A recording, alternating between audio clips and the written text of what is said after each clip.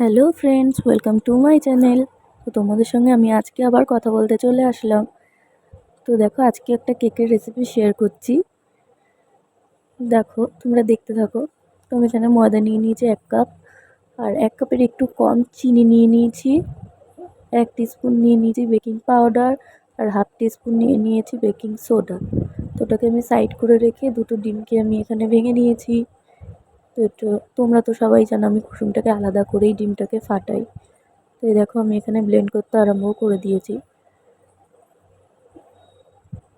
আমি এখানে ব্লেন্ড করার ভিডিওটা কিন্তু পুরোটাই দিয়েছি ফাস্ট ফরওয়ার্ড করে, তো তোমরা দেখতে থাকো। আর আমার ভিডিওটা যদি তোমাদের কোথাও একটু ভালো লেগে থাকে তাহলে লাইক কমেন্ট করে দিও। আর তোমরা কমেন্ট করে যেও নিশ্চয়ই ভালো লাগলো কি খারাপ লাগলো।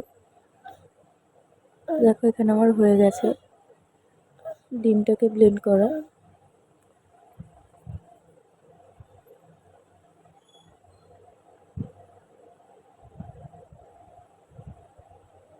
এখানে আমি ডিমের কুসুমটাকে দিয়ে দিচ্ছি একটা একটা করে। তো আমি এখানে 30 গ্রাম মতো তেল ইউজ করেছি, একটু ভ্যানিলা এসেন্স 1 টিস্পুন মতো, আর 2-3 ফোঁটা রেড ফুড কালার দিয়েছি যাতে পিঙ্ক পিঙ্ক কালারের একটা আসে, শেড আসে।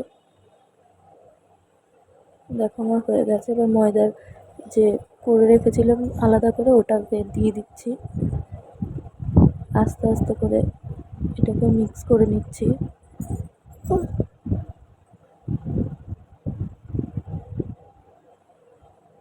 তো আমি এই কেকটা একটু অন্য রকমের ট্রাই করেছিলাম।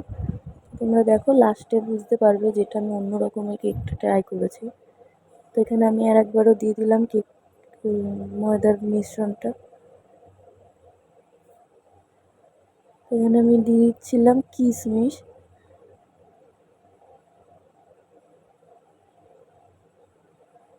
কিশমিশটাকে দিয়ে ভালো করে ফেটে নিচ্ছি।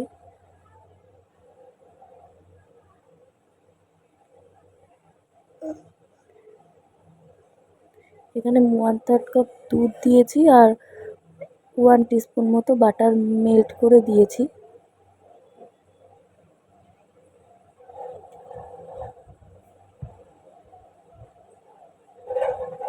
এখানে আমার ব্লেন্ড করা ভালো মতন হয়ে গেছে। তোমরা খেয়াল করবে যাতে এই ব্যাটারটার ভিতরে লাম্পস না থাকে, তাহলে কিন্তু কেকটা হতে ভালো হবে না। তো একটা স্প্যাচুলা দিয়ে ভালো করে মেল্ট করে নেব, নাহলে সাইডে সাইডে লাম্পস থেকে যেতে পারে। এখানে আমার হয়ে গেছে। দেখো, কেক টিনটার ভিতরে আমি আগে দিয়ে বাটার পেপার দিয়ে নিয়েছি। এটা 6 নম্বর কেক টিন।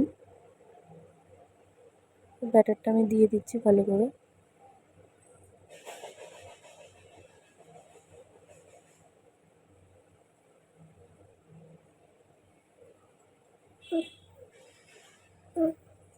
এখানে ড্যাব ড্যাব করে নিচ্ছি 2 থেকে 3 বার মতো, যাতে এক্সট্রা এয়ারটা যেটা থাকে কেকের ভিতরে, ব্যাটারটার ভিতরে, সেটা যাতে বেরিয়ে যায়। তো দেখো, এখানে আমি একটা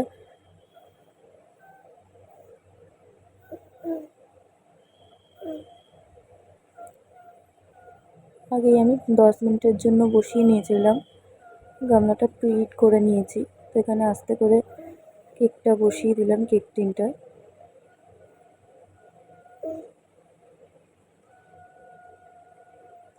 ফ্লেমটা কিন্তু লোতেই থাকবে। তো আমি এটা যাতে ভিতরে ভাপটা না বেরিয়ে যায় তার উপরে একটা ভারী কিছু দিয়ে নিয়েছিলাম। দেখো, এখানে আমি 20 মিনিট পর আমি কাজু কিশমিশ দিয়ে নিচ্ছি।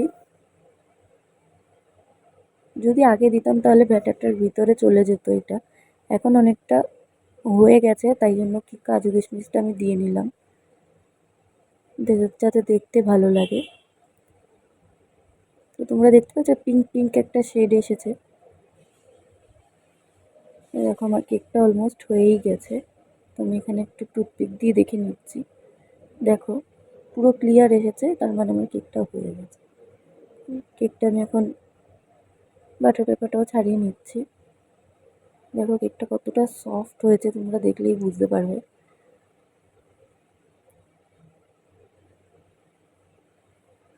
দেখো